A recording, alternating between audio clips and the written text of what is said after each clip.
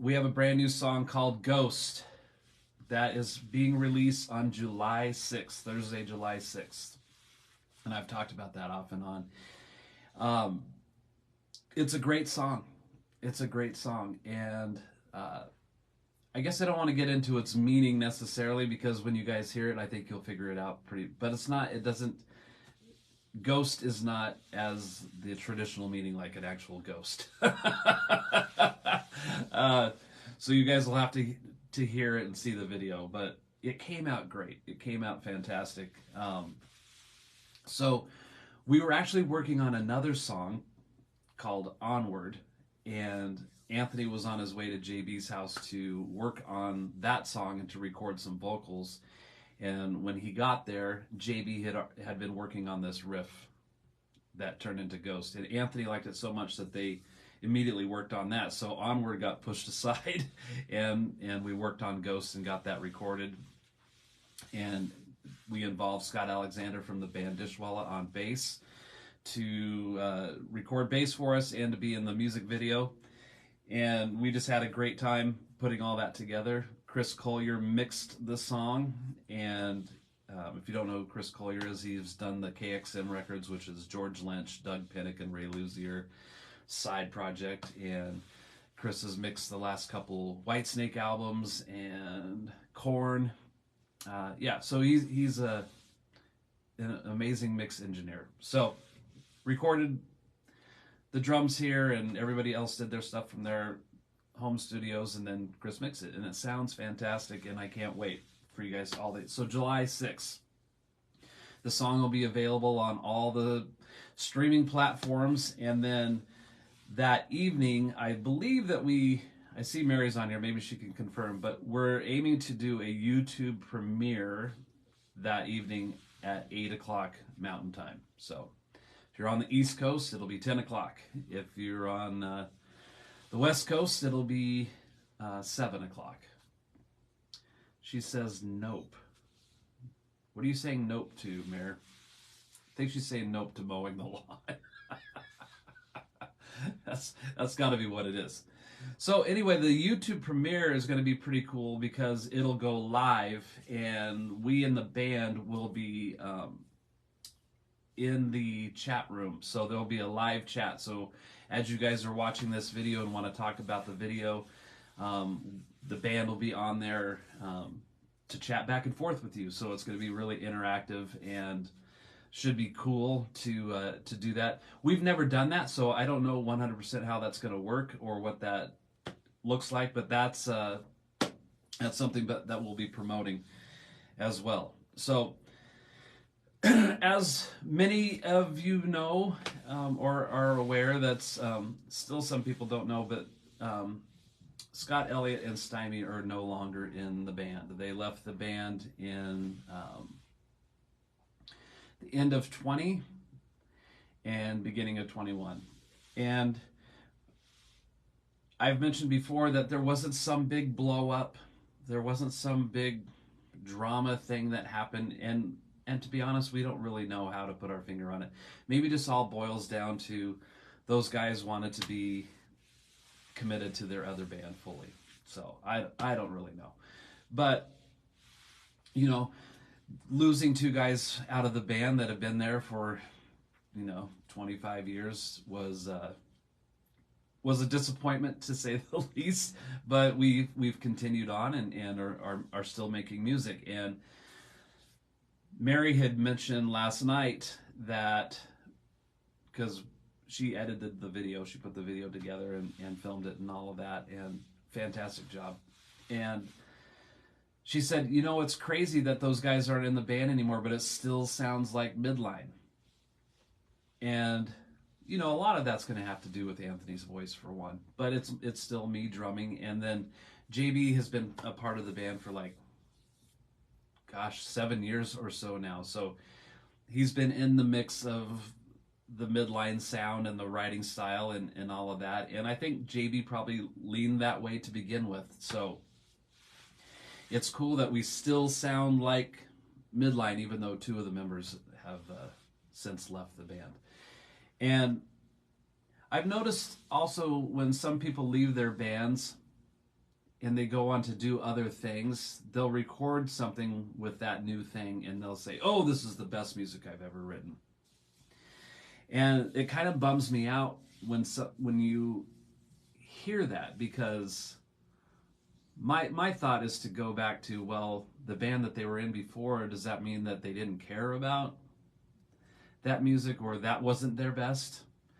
And I just think, like, as you get older, and I mean, I started recording, gosh, I think I was 18 years old when I first had a band fresh out of high school, and we went and recorded, I don't know, 4 to 6 songs, and just that whole process was new and it was exciting, and we were very proud of those songs that we had written at that point.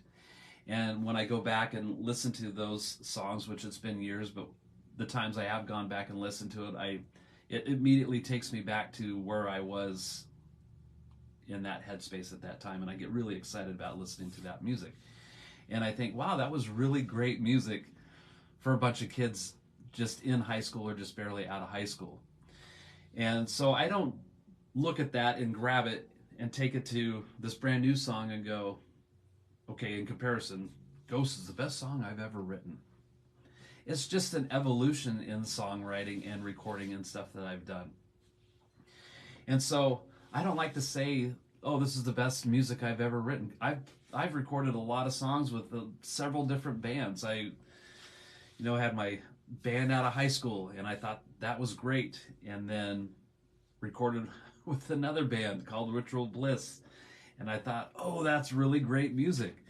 And then I ended up in Midline, and we recorded a whole album's worth of stuff that was never even released, but I was really attached to those songs, and I thought that music was great. And recorded it down in LA on projects, and thought, so I guess for me as a drummer and as a contributor to songwriting, I'm trying to play my best every single time. And so I don't like to compare. Like, probably in more recent history, one of the bands I really loved being in was called Cure for the Fall, and that involved Cliff Miller and Alf DeVerona and Jim McCrosty. And it was a very technically proficient band, and Cliff is an amazing songwriter and lyricist and singer, and I really, really loved that project. But I never wanted to present Cure for the Fall to the world as like, this is the best I've ever done.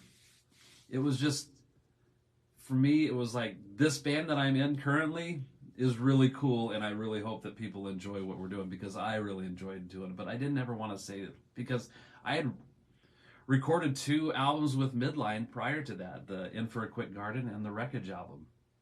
And we all put our heart and soul and our time and energy and finances into making those records happen. And so I would never want to take the body of work I've done with Midline and compare it to Cure for the Fall and go, well, which one's the best? They're all special to me. And so it just bugs me when I hear somebody on the radio talking or in interviews going, oh, this is the best music I've ever written, especially if it's in a completely different project. Does anybody else feel that way? Like, take the Police, for example. The Police wrote and recorded amazing music. And then Sting has his solo career. I don't think I've ever heard Sting talk about how much better his solo stuff is than from the Police. They're probably, to him, I'm assuming they're just 2 separate projects that he loves equally. So anybody else want to weigh in on that? Mary's here. She'll straighten me out later. Oh, Brooke's here. I can't wait to see this. Yes, we are just over a week away. 9 days, I think. And yeah, I think you guys will be impressed. It's really exciting stuff. So I don't look at Ghost, this brand new song, as better than this EP with Cliff Miller. Completely separate bands. But I devoted my talents equally to all of that. So when Cliff walks in the room and has a song, that's the really cool thing with working with Cliff, is that he already has in his head, for the most part, a complete work. He's already worked it out in his head. And I love working with songwriters who can do that, because to me it's fascinating, because he hears all the parts in his head and has it worked out. Yes, he has walked in the door before with little pieces and parts, and when he plays something that would inspire me or Alfred to react to what he's doing, and so then we have this exchange of ideas that flows back and forth, and we flesh out a song. Andrew, I always appreciate what Andrew has to say. Let's see what he's got to say. Andrew, I always think the last song I wrote is the best I've ever written, until time passes and I have the opportunity to be a bit more objective. Yeah, that would be true for sure. Roddy, I don't have a problem with it. Sometimes I feel like if some of the best stuff I've certainly at that time. Yeah, I think what I'm getting at more deeply is that when somebody's been a part of this band and they've dedicated a bunch of time and energy to that, and especially years, and then they are suddenly in this other group, and then they look at that band and go, oh, this is the best. Almost like a dig at the other band that they're no longer in. And so that bums me out from a fan perspective. Queensryche, for example, I loved Queensryche with the original lineup, and I don't know for sure, it might have been after the Here and the Now Frontier album and tour that Chris DeGarmo left the band, and he was one of the main songwriters as far as I know. And then whatever turmoil happened and Jeff Tate was out of the band, Queensryche's still putting out great sounding music, and it still sounds like Queensryche to me. Maybe it's there's the David Lee Roth fans, and then there's the Sammy Hagar fans, and it seems like there's a pretty good divide between those two. I happen to like both versions of Van Halen. I didn't give the third version of Van Halen with Gary Cherone singing a chance at all.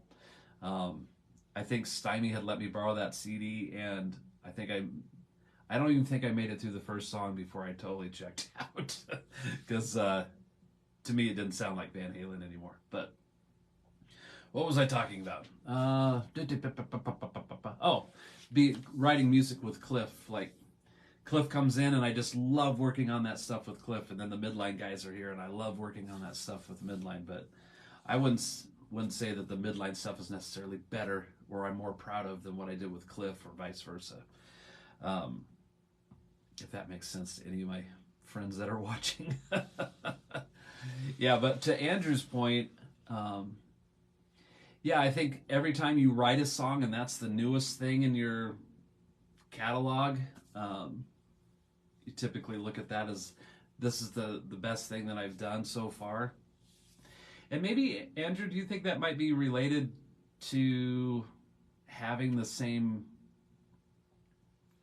group of people all the time, or have you experienced that working in different? I don't know a lot about your history, Andrew, as far as playing in other bands. I've played in a ton of other bands, so I'm just looking at those. I probably recorded with, 15 different artists over the years, not only in the bands that I've been in, but people I've been hired to work with. So yeah, you're always most excited about the new stuff, right, Andrew? That's what you mean. You're always most excited about the newest stuff. Yeah,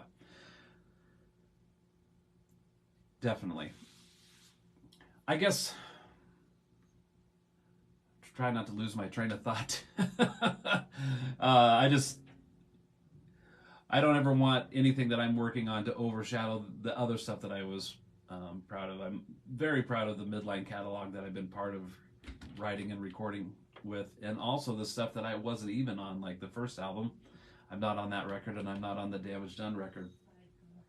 But it all sounds like Midline, and that was to Mary's observation or point that she made last night when we were listening to Ghost, is that this is a great new song. Still sounds like you guys. When you get different people in the band and workings, sometimes the sound of the band might start to change a little bit. And that might have been the problem with Motley Crue's 1994 album, I think it was, when that came out. I'm pretty sure that's the date or the year, with John Corabi singing. It didn't sound like Motley Crue at all because it was a completely different singer. And so, John Corabi does not sound like Vince Neil. And oddly, that's my favorite Motley Crue record, is the one that doesn't sound like Vince Neil. Yeah, so I see Jeff Poole just jumped on here. Jeff, I was just telling everybody that I hung out with all the band wives. And it was a little bit awkward, but we still had fun. Yeah, so I mean, I agree with Andrew as far as, the newest recordings or the newest offerings is probably what you're always going to be the most excited about. See the bosses weighing in. Let's see what Mrs. F has to say. On the flip side, I don't think you want to say, well, this isn't the greatest work. Yeah, that's true. I've done better. As you improve as an artist, you should feel that every new thing you do is better, but not discounting or discrediting what you've done in the past because you needed that to. Yes, 100% true. Yeah. Very true. Yeah, you don't want to discredit or undervalue the stuff that got you to the next thing that you did. And I guess that's too true, Mary, is that, even recording here in the studio with what we've done here, and Mary's recording and mixing talents have definitely exploded over the last 2 years. So if you listen to the most recent stuff that we've done here and that Mary's mixed, it stands far above where we started. And yeah, that's the natural evolution of moving forward with something that you love. Because I always want to be a better drummer. I always want to play better for the song and all of that stuff. So I guess when I've listened back to some of my earlier recordings, I think, maybe that drum part wasn't so so necessary. It was pretty self-serving, and maybe it didn't glue together with what else was happening in the band. Oh, Andrew's got more to say. I love when Andrew weighs in. Let's see, Andrew. Whatever the current band is adds to the excitement too, because of an artist's latest phase of your own. Yeah, that's true too. Maybe I'll just take a back seat to my original statement. Oh, yeah. I guess more accurately, because Mary weighed in, is that when I again seeing or hearing interviews with people who had been in other bands and now are doing something else, it seems like they're discrediting their past a little bit, because now they're finally been set free to do what they want. Kind of a outlook. Maybe I read too much into it. So, I'd been asked before, because I'd been in midline I've been in midline a long time. The band's been around since 1990, and I think I've been in the band. So 1990, that's 33 years. I think I've been in the band 28 of those years. So that's a long time. And we haven't always been 100% active in all of that. Case in point, our last show was in November of 2019. And of course, as we all know, by March of the following year, the world had lost its mind, and things fell apart for a lot of people, and that affected a lot of bands, and a lot of bands went through some kind of, those members went through personal reflection and what have you. And so, they kept saying through the whole shutdown, 2 weeks to flatten the curve. So we thought, everybody sat down for 2 weeks, and then it just kept going.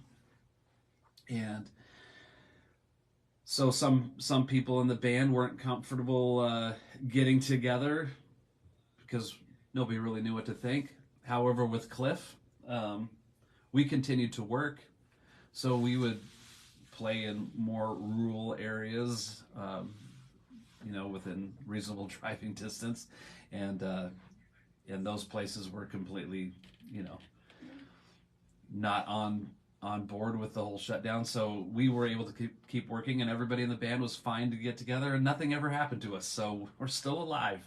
But by December of 20, that's when Scott had called. He said, "I'm not coming back," and for whatever reasons. And it wasn't even a long discussion, because I felt like, okay, I'm somebody that's approaching 50 years old. I don't need to beg somebody to play music with me. So he was gone, and then by spring of 21, Stymie also checked out.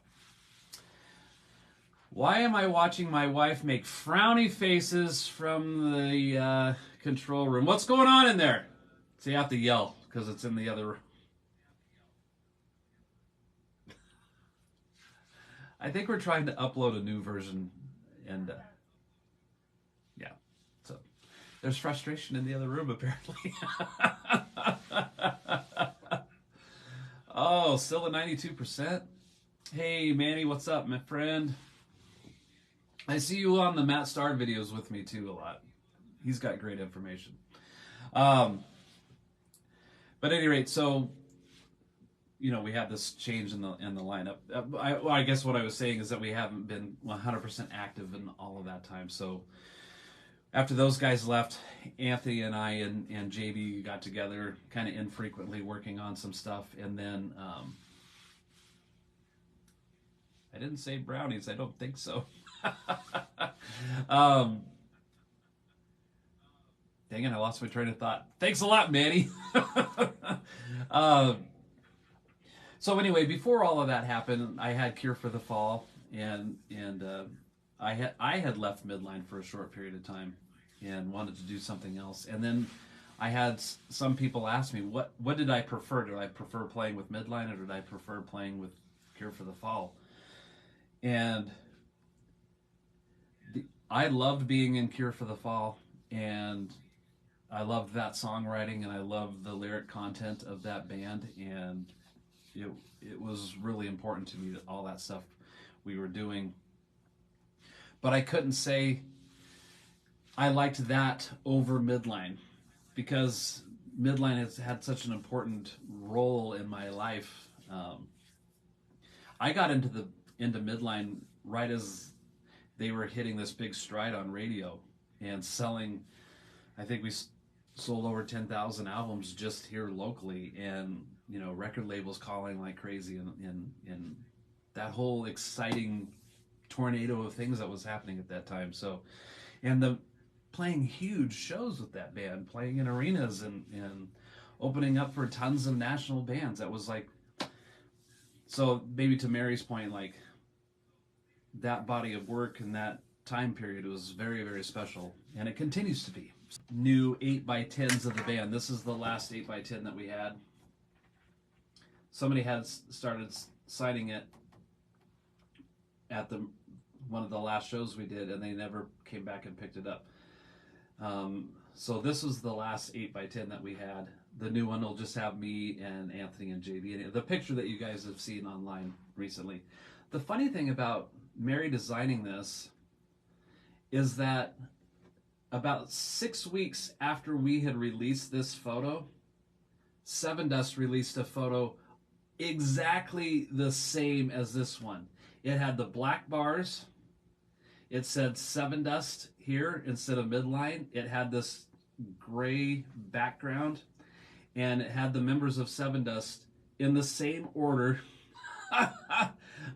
in their photo. And our first thought, was being surprised by how exact copy Seven Dust had of the Midline photo. And somebody had commented that Seven Dust marketing department, or whoever does that for them, was paying close attention, and they probably thought, oh, here's some schmo band from Boise, Idaho. Nobody's gonna know. Who's gonna know? Nobody's gonna know. You've heard that little thing in stories and stuff, right? Well, Seven Dust, you ripped us off, but we're very flattered. So this was the last 8x10.